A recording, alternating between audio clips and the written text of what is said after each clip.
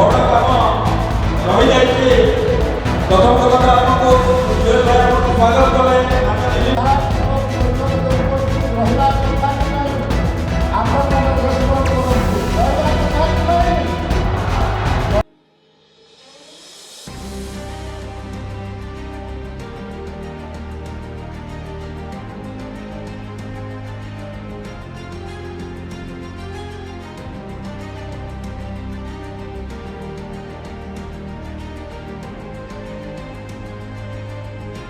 नमस्कार, उदय इंडिया में स्वागत है आपका। और उदय इंडिया की चुनाव यात्रा इस वक्त पहुंच चुकी है उड़ीसा के राउरकेला में, जो कि एक बड़ा स्टील का क्षेत्र है। और आप मेरे पीछे देख रहे हैं, ये मंच सजा हुआ है। ये गृह मंत्री अमित शाह यहाँ से एक जनसभा को संबोधित करने वाले हैं। अभी थोड़ी देर पहले, यानी कि 15 मिनट पहले, उनका जहाज लैंड कर चुका है।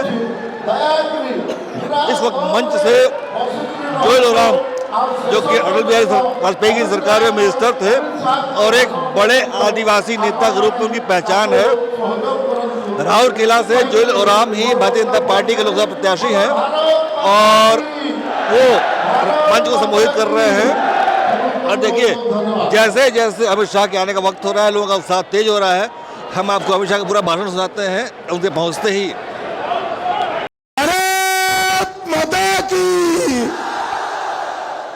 जय जगन्नाथ, जय श्री राम, जय जय श्री राम। मंच पर उपस्थित बहन सुकेशी ओराम जी, पूर्णिमी केरकेट्टा जी, श्रीमती लतिका पटनायक जी, श्री प्रबोध तिर्की जी, श्री शशांक जेना जी, श्री अरुण पाणिग्राही जी, श्री सुब्रत पटनायक जी, श्री जगबंधु बोहरा जी, श्रीमती प्रमिला दास जी, श्री बीरेन सेनापति जी, श्री मेघनाथ नाइक जी, श्रीमती मोनालिसा कजूर जी, श्रीमती त्रिवेणी मादी जी। और आज जिनको जिताने की अपील करने के लिए मैं आया हूं, हमारे भाजपा के बड़े आदिवासी नेता भाई जोएल ओराम जी। जोएल जी आगे आइए। श्री शंकर ओराम जी आगे आइए। मेरे मित्र और राउरकेला के प्रत्याशी श्रीमान दिलीप रॉय जी आगे आइए। रघुनाथ पल्ली की श्री दुर्गा तांती जी आगे आइए। और आज राउरकेला में एक विशाल जनसभा में आए हुए प्यारे भाइयों, बहनों, माताओं और मेरे जिगर के टुकड़े जैसे युवा मित्रों, आप सभी को नमस्कार। भाइयों बहनों, सबसे पहले मैं महाप्रभु जगन्नाथ को प्रणाम कर कर मेरी बात की शुरुआत करना चाहता हूं। बोनई के बन्नेश्वर बाबा, श्री वेद व्यास मंदिर, श्री धवलेश्वर मंदिर, जटिया बाबा, गोगर बाबा और वैष्णो देवी मां को प्रणाम कर कर मेरी बात की शुरुआत करता हूं। मैं जब इस भूमि पर आया हूं तो महान स्वतंत्रता सेनानी भगवान बिरसा मुंडा और निर्मल मुंडा और मादरी कल्लो जी को भी याद कर कर मेरी बात की शुरुआत करना चाहता हूं। भाइयों बहनों, चुनाव के अब तक जो चरण समाप्त हुए हैं, 4 चरण, उसका परिणाम जानना है क्या आपको? अरे जोर से बोलो, जानना है क्या? तो मैं बताता हूं। 4 चरण में मोदी जी 270 सीट पार कर कर 400 की ओर जा रहे हैं। राउरकेला वालों बताओ मुझे, 400 पार करना है या नहीं करना है? मोदी जी को तीसरी बार प्रधानमंत्री बनाना है या नहीं बनाना है? देखो राहुल केला वाले, ये तो करना ही है, मगर इस बार ओडिशा में भी कमल फूल की सरकार बनानी है। ओडिशा में भाजपा सरकार बनानी है, केंद्र में भाजपा सरकार बनानी है, नीचे भी कमल, ऊपर भी कमल। भाइयों बहनों, ओडिशा में डबल परिवर्तन होने वाला है। लोकसभा में 15 से ज्यादा सांसद और 75 से ज्यादा विधायक के साथ ओडिशा भगवा कलर से रंगने वाला है। भाइयों बहनों, ये चुनाव मोदी जी को तीसरी बार प्रधानमंत्री बनाने का चुनाव है। इस देश के अर्थतंत्र को तीसरे नंबर का अर्थतंत्र बनाने का चुनाव है। 3 करोड़ लखपति दीदी बनाने का चुनाव है।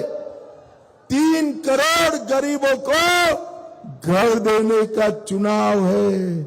और साथ में ओडिशा में नवीन बाबू को निकालकर विकास के युग की शुरुआत करने का चुनाव है।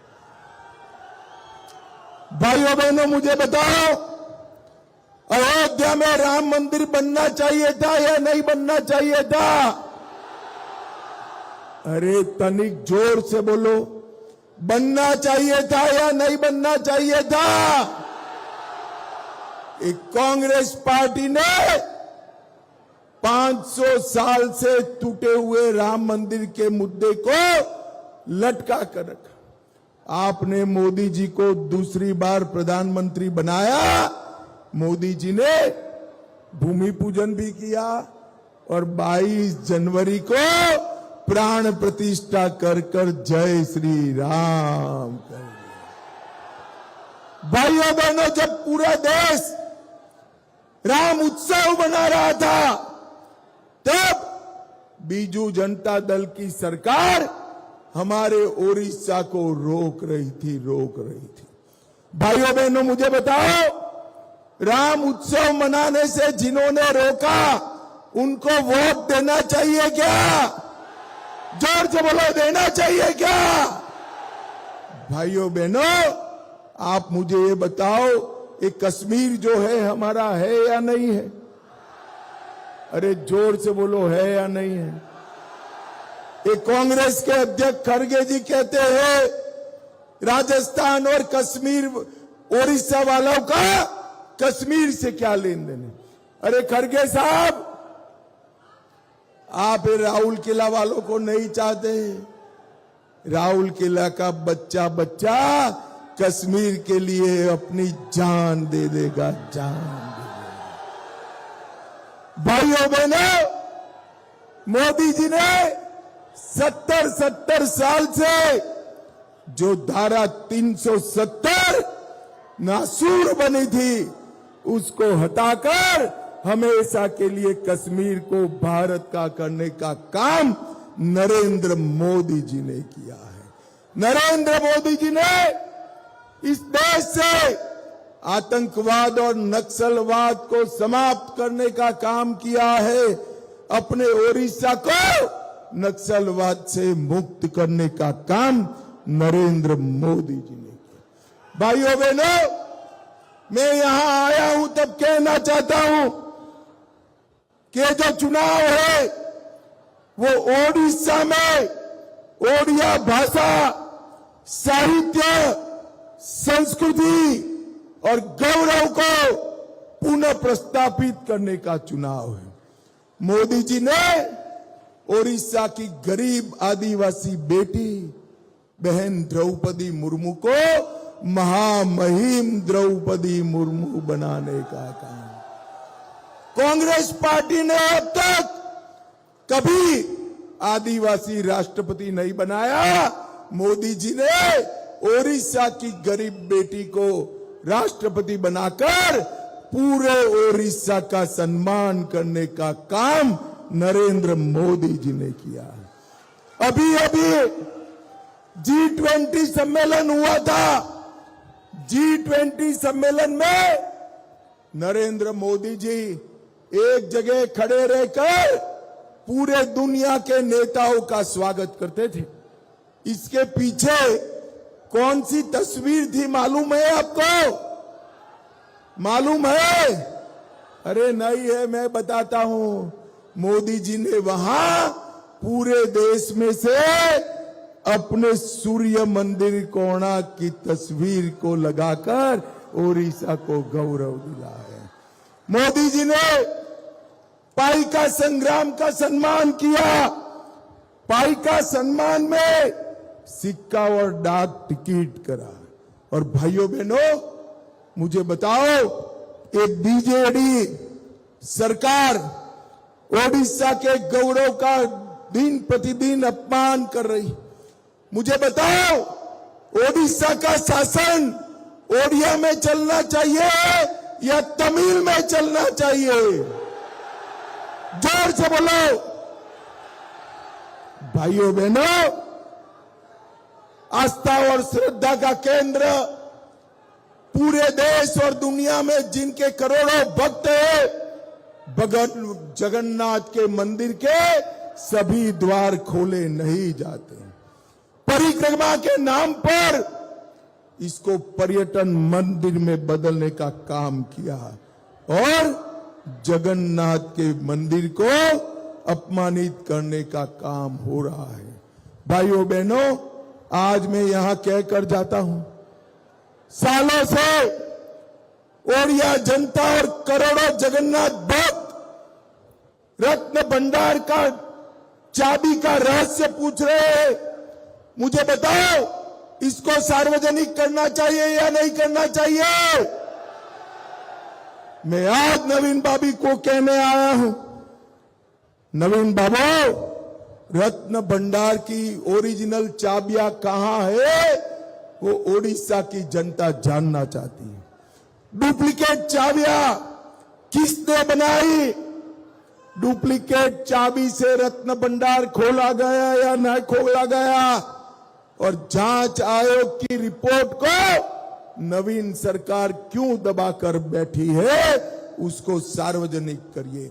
मैं आपको कहता हूं भाइयों बहनों, भारतीय जनता पार्टी की सरकार बनाइए, जांच आयोग की रिपोर्ट को 1 महीने के अंदर हम सार्वजनिक करने का काम करेंगे। सार्वजनिक करने का। भाइयों बहनों, ये 25 वर्ष जो है ओडिशा के विकास के लॉस्ट ईयर, ये 25 साल ने ओडिशा को 50 साल पीछे धकेल दिया है। मैं आज कहना चाहता हूं, पश्चिमी क्षेत्र के साथ ओडिशा सरकार ने सौतेला व्यवहार किया है। आज भी ओडिशा में 27 लाख परिवारों के पास पक्का घर नहीं है। 19 में मोदी जी ने योजना शुरू करने से पहले सिर्फ 3.5% लोगों के घर में नल से जल था। आज भी 26 लाख लोगों के घर में नल से जल नहीं है। आप भाजपा सरकार बना दो, एक ही साल में एक 26 लाख परिवारों को नल से जल देने का काम भारतीय जनता पार्टी की सरकार। आज भी 6,412 गांव में पक्की सड़क नहीं है। ओडिशा के किसान की आय देश में सबसे कम है। मैं मेरे किसान भाइयों को कहना चाहता हूं, भाजपा सरकार बना दो, आपका धान 3100 रुपया क्विंटल के भाव से पूरा का पूरा भारतीय जनता पार्टी की सरकार खरीदने का काम करेगी।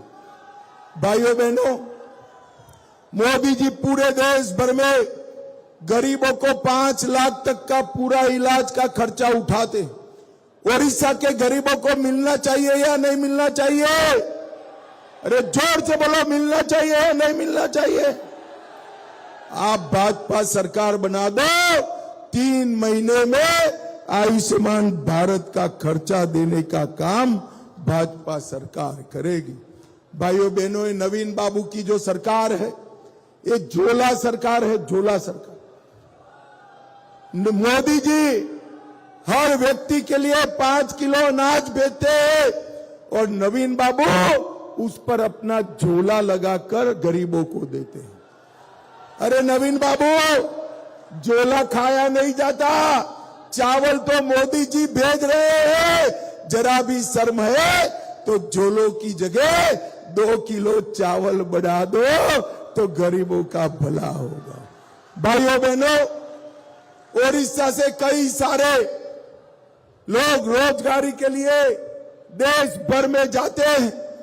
1 nation 1 ration card Modi ji इसलिए लाए हैं कि बेटा हरियाणा में अपने 5 किलो चावल ले और माँ बाप यहां ले। नवीन बाबू वो योजना लागू नहीं करते हैं और बेटे का चावल बीच के अधिकारी चाऊ करने का काम करते हैं। भाइयों बहनों, बीरा मित्रपुर में लाइमस्टोन की माइंस थी, उसको बंद कर दिया गया था। 2014 में भाजपा ने चालू किया। रघुनाथपल्ली में विशाल फर्टिलाइजर प्लांट था, 25 करोड़ रुपए में बेच दिया गया।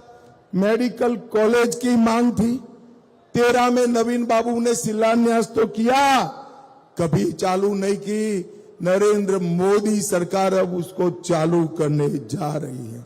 कोयल नदी में बैराज का मुद्दा था, आज तक नहीं बना।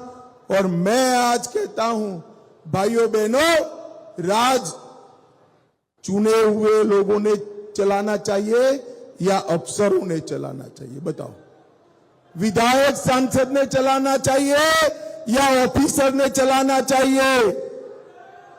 भाइयों बहनों, नवीन बाबू के शासन में अफसर चलाते हैं, इसलिए आदिवासियों की जमीन छीन जाती है। भाइयों बहनों, मोदी जी ने आदिवासियों का सम्मान करने का काम किया है।